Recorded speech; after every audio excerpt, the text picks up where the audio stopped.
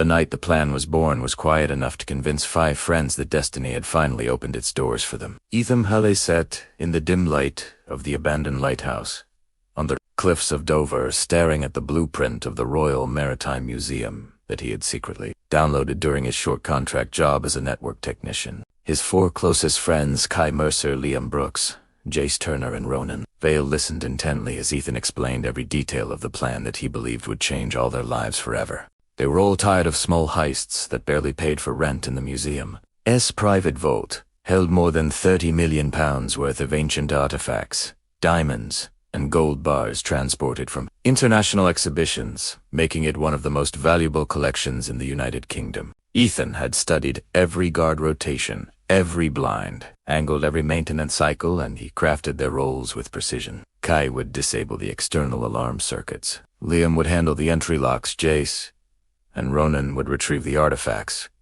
while Ethan himself would lead the timing and communications. They agreed on every step, knowing that even a single mistake could destroy everything. But the confidence Ethan carried made them all believe that for the first time in their lives nothing would go wrong. For 3 months, they trained in abandoned tunnels under London, practicing the exact path they would take inside the museum, memorizing the speed of their steps, the angle of every turn, the placement of every sensor. Ethan enforced discipline like a commander, pushing them until they moved like a coordinated unit. Kai learned to crack a military-grade electrical bypass system with only a portable toolkit. Liam perfected copying the museum's magnetic key signature using a homemade scanner. Jace ran drills to quickly pack fragile artifacts without damaging them. And Ronan trained to carry heavy loads in silence, moving without rattling a single item. Ethan worked on communication signals, building a secure radio channel that cycled frequencies every 30 seconds so no scanner could intercept them. By the final week, the museum heist felt like destiny, and the 5 friends stood on the cliffs as the wind whipped against their jackets, promising themselves that this would be the last job they ever did together. The night of the robbery arrived with thick fog covering the coastline, the perfect, natural cover for their escape route. They parked a stolen van near the restricted staff entrance and waited until 2 a.m. when the guard rotation switched, and only 2 guards remained in the east wing. Kai stepped out first, wearing black gloves and a silent drill, and he opened the maintenance box beside the door, disabling the alarm circuit in 24 seconds. Liam scanned the lock using the forged magnetic key, and within moments, the heavy metal door clicked open with a faint echo that vanished into the fog. Ethan whispered instructions through the radio, keeping them aligned with the timing he had practiced dozens of times. They moved through the silent hallway, past the grand staircase, and reached the lower corridor, where a vent shaft led directly to the underground vault. Everything was working exactly as planned. They opened the vent and descended into the narrow metal tunnel, crawling through until they reached the vault's rear access panel. Ethan checked his watch. It was 2:18 a.m. They were ahead of schedule, a good sign. The vault's internal cooling system would enter maintenance mode at 2:21 a.m., giving them a 6-minute window where the pressure and heat sensors went offline. They waited. The ventilation fans hummed. Somewhere above them, a guard yawned, completely unaware of the team of thieves beneath him. When the timer reached 0, Ethan signaled the team. Liam used a micro-laser cutter to remove the bolts holding the rear panel, and Jace slid inside the chamber, landing silently on the tiled floor. The vault lights glowed faintly, reflecting off gold bars stacked along the walls. Ronan followed Jace, and the 2 quickly began filling their insulated museum crates, packing the artifacts with the precision they had practiced. Ethan stayed in the tunnel, checking the countdown. They were still ahead of schedule. But then the small mistake happened, a mistake so simple none of them noticed until it was too late. Ronan accidentally dropped a small obsidian carving barely the size of a coin, but heavy enough to make a sharp clink against the metal shelf. It was such a tiny sound it barely echoed, but it was enough for the vibration sensor inside the vault wall to register an anomaly. No alarm triggered immediately because the system required 2 anomalies in 10 seconds, and Ronan froze for a moment, heart pounding before continuing. But the system had already silently flagged the anomaly for guard review. None of them knew this. They continued packing. Ethan urged speed. Jace sealed the crates. They carried them back into the vent tunnel. Everything still seemed perfect. They crawled through and dropped into the hallway behind the maintenance room. But at that moment, the reviewing guard inside the control room noticed the vibration spike. It was minimal, Barely concerning, but protocol forced him to check the corridor. He radioed another guard and both began walking toward the lower level. Ethan heard footsteps approaching sooner than expected and panic surged through him. They were supposed to have at least 4 more minutes before guards reached that part of the building, but Ronan's mistake had collapsed the schedule. Kai whispered that they needed to move now. Ethan hesitated for a second, trying to remember the backup plan, but panic clouded his thinking. They abandoned the intended silent exit and ran toward the emergency staircase, instead hoping to reach the outer courtyard before the guards reached the vault corridor. Their footsteps echoed louder than intended, and the guard downstairs heard them clearly. He shouted for backup and began sprinting toward the sound.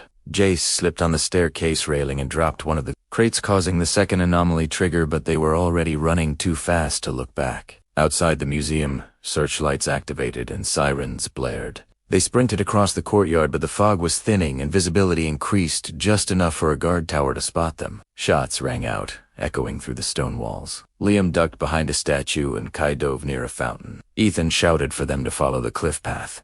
Jace and Ronan ran directly for the fence, but military security blocked their exit. In the chaos, Ronan panicked and grabbed the guard's weapon, firing 2 shots that instantly killed a soldier. Jace panicked too and tackled another guard, causing his rifle to discharge, killing another soldier. The situation collapsed in seconds and Ethan yelled for them to stop, but adrenaline had taken control. Helicopters roared above. More soldiers approached. Liam and Kai managed to escape through the service tunnel Ethan had secretly prepared as a backup, but Ethan himself reached the cliff edge, where the museum wall met the sea. He could hear soldiers behind him shouting for him to surrender. He realized he had only one option left. He jumped off the cliff, disappearing into the dark water below. The fall was nearly fatal, and when soldiers shined lights over the waves, they saw no body returning to the surface. Everyone believed Ethan Hawley had died. The remaining 4 were arrested within hours. The trial lasted 10 months, and the media portrayed the robbery as one of the most shocking crimes in recent history due to the killing of the 2 soldiers. Jace and Ronan were sentenced to death after 10 years in a maximum security military prison. Liam and Kai, however, escaped sentencing by proving they never fired any shots, but they were still hunted underground as fugitives. For 10 years they lived in shadows, haunted by the memory of Ethan and the brutal fate of their friends. They spent 6 years planning a way to break Jace and Ronan out of the military prison located in a classified US-operated facility on a small British-controlled island. They gathered forged documents, learned the guard routines, obtained restricted shipping schedules, and built a hidden bunker to craft weapons and tools. Their minds were filled with guilt and determination, believing they were the only ones left who cared about their imprisoned friends. They had no idea that Ethan Hawley was still alive. Ethan had survived the jump by sheer luck. The waves had pulled him toward a hidden underwater cave beneath the cliffs, and he had been rescued by a retired smuggler who lived in the countryside. Ethan recovered 4 months, but he could not return to normal life, knowing his friends were condemned to death. He disappeared, completely erased his identity, and dedicated himself to technology, learning hacking from stolen government documents and darknet. Over the next decade, he became a ghost in the digital world, an elite hacker who never left any trace. He followed every detail of the prison operations and discovered the true horror behind its military secrecy. He learned that Jace and Ronan were kept in near solitary confinement, and their execution date had been quietly set. Ethan decided he would not let them die, even if Liam and Kai believed he was gone forever. Ethan infiltrated the US military system by creating a false contractor identity that allowed him to access a remote military research facility. His goal was to insert a special pendrive into the main server, which contained a virus capable of overriding camera feeds and door controls, transferring live footage to his private server. It took him 4 years to prepare for this single action. When he finally entered the facility posing as a technician, he walked calmly to the server room, acting as if he belonged there. He inserted the pendrive into the port, and the system accepted it without question. Ethan walked out unnoticed. Within hours, he had full access to the prison cameras, communication logs, and even the guard biometric keys. He hacked the alarm system and created a silent mode. Only one person in the world knew what had happened, and that was Ethan Hawley, the man everyone thought had died. Meanwhile, Liam and Kai executed their own plan, unaware that Ethan was alive. They infiltrated the prison during a supply transfer, posing as food delivery workers. They managed to slip through a loading gate and entered the underground corridors. They moved quickly using stolen keycards and forged clearance stamps, reaching the isolation wing where Jace and Ronan were held. Their hearts raced as they saw their friends for the first time in 10 years. Tears filled their eyes, but they had no time for emotional reunion. They unlocked the cells and guided the two prisoners toward the laundry exit. Everything seemed possible. They believed the universe was giving them a second chance. Then 4 soldiers turned the corner and shouted at them to stop. The soldiers raised their weapons. Liam tried to push the alarm button on the wall, but it did nothing. He hit it again, but the button was dead. Kai screamed that the system was malfunctioning. The soldiers hesitated, confused. "Why no?" Alarm triggered. One of them said the system must be under maintenance. They lowered their weapons slightly, but still prepared to restrain them. Liam, Jace, Kai, and Ronan were all pulled to the floor, helpless and defeated. 10 years of planning felt shattered. Then the lights flickered. The cameras in the hallway blinked off for a second. A door behind the soldiers opened, even though none of them had touched it. Ethan stepped out of the shadows wearing a military jacket and a mask that covered half his face. For a moment, Liam froze, unable to understand what he was seeing. Ethan moved with silent precision, knocking out 2 soldiers with an electric shock baton. Kai disarmed the 3rd soldier with a strike Ethan had taught him years ago. Jace tackled the 4th soldier while Ronan retrieved the fallen keys. Ethan removed his mask and the 4 stared at him in disbelief. Liam whispered his name in shock. Kai stepped back, trembling. Jace's eyes widened and Ronan felt tears roll down his face. Ethan simply said that he never died. He only became what they needed. They escaped through a maintenance tunnel that Ethan had unlocked remotely. The prison lights stayed dim because Ethan looped all security footage showing empty hallways while they ran. They reached the docks where a speedboat waited for them, fully fueled and disguised as a military vessel. Soldiers rushed to the upper levels but saw nothing on the cameras. Every alarm button was dead.